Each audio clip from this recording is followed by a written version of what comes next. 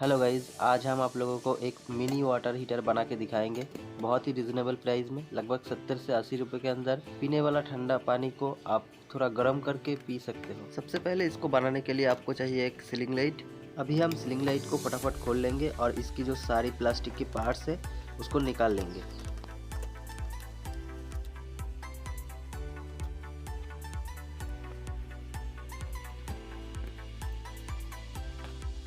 ये है एक 60 वाट एलईडी बल्ब का हीट सिंक। इस वाटर हीटर को बनाने के लिए आपको ये हीट सिंक का ज़रूरत पड़ेगा। और ये है 35 वाट के 2 सोल्डरिंग आयरन की कॉइल।